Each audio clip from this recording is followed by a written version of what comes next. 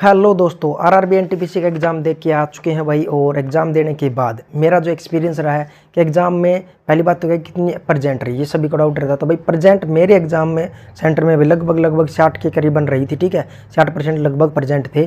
ठीक है, और सभी मेरे को ऐसे भी लग रहे थे कि भाई एस्पिरेंट जो हैं वो तैयारी वाले ही हैं। ठीक है, कुछ बंदे रिपीटेड भी थे। मैंने जो भाई क्वेश्चन जो आपके लिए लिखे हैं वो ये हैं। ठीक है, इन एग्ज़ाम्स ये देने के बाद ये जो आया है सारा एक्सपीरियंस आपको बताने वाला हूँ कि जीएस के अंदर क्या पूछा जा रहा है। और 2019 के अंदर जब मैंने एग्जाम दिया था उसके कंपैरिजन में आज का लेवल 2025 का है वो इजी रहा। कारण क्या है, हो सकता है कि मैंने पहले एग्जाम दिया था और कुछ टॉपिक्स ऐसे हैं, पूरे के पूरे टॉपिक ऐसे हैं जो 2019 में पूछे गए और आज भी पूछे गए, सेम टू सेम ऐसे ही पर्सन पूछे गए हैं, कोई भी चेंज नहीं हुआ। कम से कम जीएस के अंदर 10 टॉपिक ऐसे बताने वाला हूँ जो 2019 में उसी टॉपिक से प्रश्न आए, आज भी वही आए। और 5 तारीख को 3 शिफ्ट हुई, उनमें भी वही टॉपिक बार बार रिपीट हो रहे थे। और आज 6 तारीख को भी जो रिपीट हुए, मेरे एग्जाम में भी जो रिपीट हुए हैं वो भी मैं आपको बताने वाला हूँ।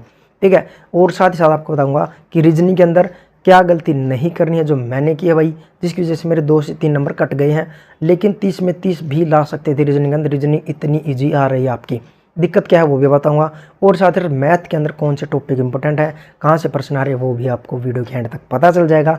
वीडियो के एंड तक आपको बने रहना दोस्तों। ठीक है, चलिए स्टार्ट करते हैं कि आज कौन कौन से प्रश्न पूछे गए वो आपको दिखा देता हूँ। जो प्रश्न हमारे लिए, जो पहला प्रश्न मेरे शिफ्ट में था वो आया था कि लाहौर अधिवेशन कहाँ कब हुआ था। ठीक है, ये प्रश्न आया हुआ था। ठीक है, एक क्वेश्चन में 2 आंसर पूछे गए थे।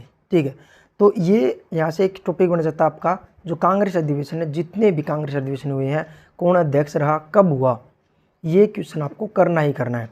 ठीक है, और एक शिफ्ट में अभी कल भी आया था कि कांग्रेस अधिवेशन जो है था, इनके लिए पहले की स्थापना किसने की थी। ठीक है, ये वाला जो क्वेश्चन है वो क्वेश्चन आया हुआ है। और एक आपका 74वां संविधान संशोधन से प्रश्न आया था मेरे शिफ्ट में।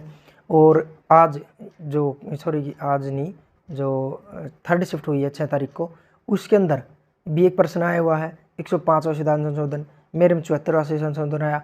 और उससे पहले वाले पेपर के अंदर उसमें आपका 44 संशोधन में ये प्रश्न पूछा गया, 44 संशोधन में कौन सा शब्द जोड़ा गया।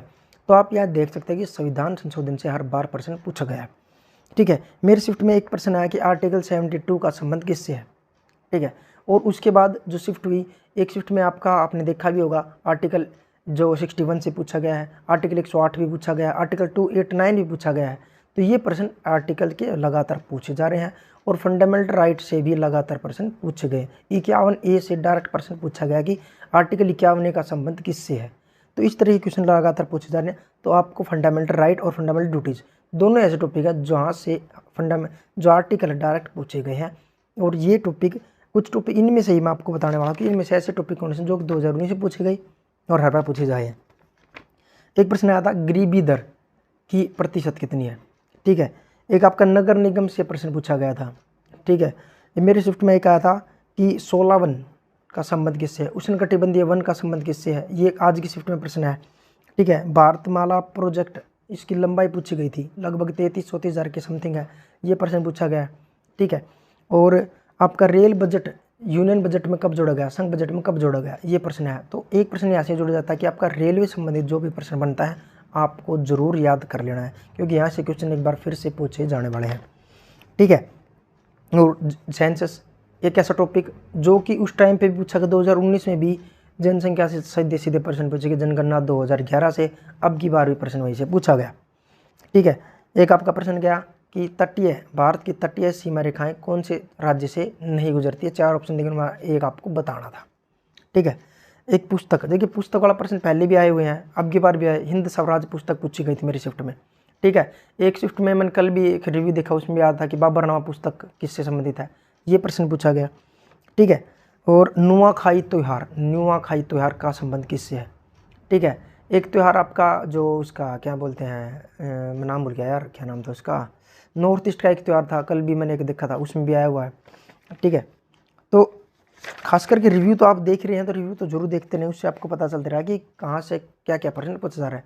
तो मैंने भी ये चीज़ देखी थी भाई, तो मेरे को भी ये लगा कि क्वेश्चन रिपीट हो रहे हैं और मैंने भी वही टॉपिक किए और उसका मैंने फ़ायदा भाई बहुत ज़्यादा फ़ायदा मिला। क्या फ़ायदा मिला कि मेरे जो जीएस के अंदर अटैम्प्ट है 30+ अटैम्प्ट रहे हैं। ठीक है, पहले वाली तैयारी भी और ये जो रिव्यू की बदौलत भी मेरे 30+ अटैम्प्ट आए हैं, जो कि बहुत ही बढ़िया चीज़ लगी मेरे को।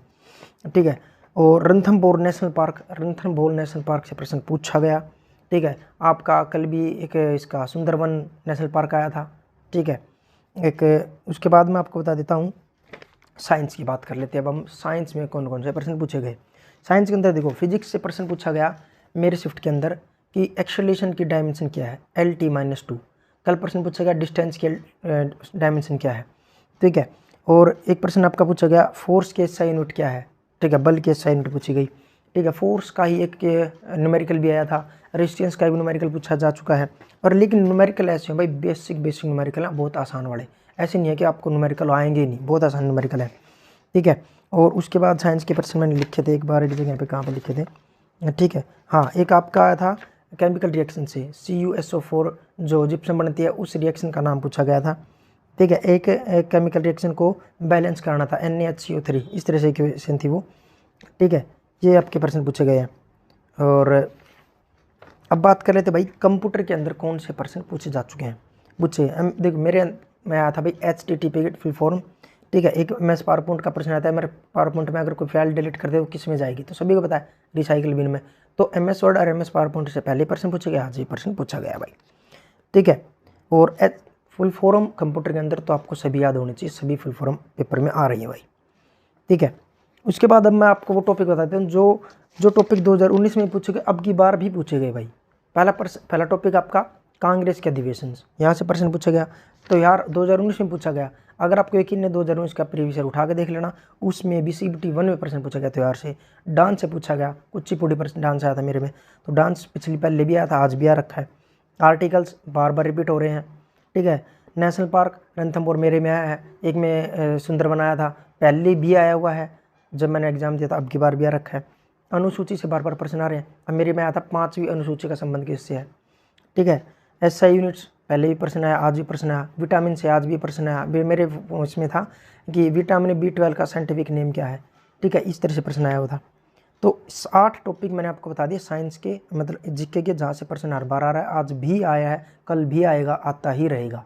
तो ठीक है, तो ये टॉपिक आपको करना ही करना है भाई, ये 8 टॉपिक जो मैंने आपको बता दिया।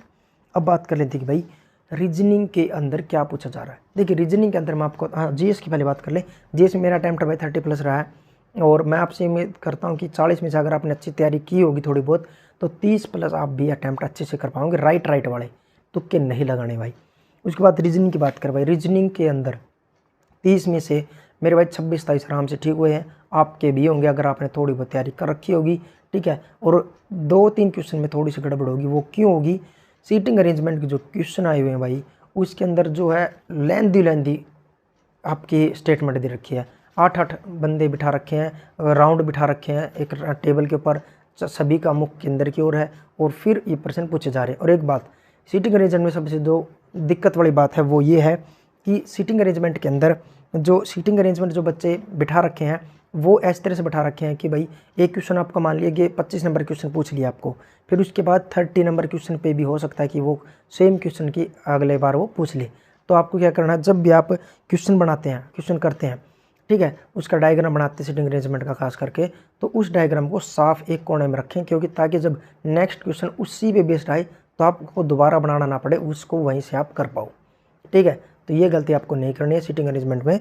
ठीक है, उसके बाद आता है आपका कथन निष्कर्ष के भी स्टेटमेंट थोड़ी सी बड़ी है और उलझन वाले क्वेश्चन है। जो स्टेटमेंट जो निष्कर्ष दे रखे हैं उसमें थोड़ी सी दिक्कत होती है, टाइम भी लगता है भाई।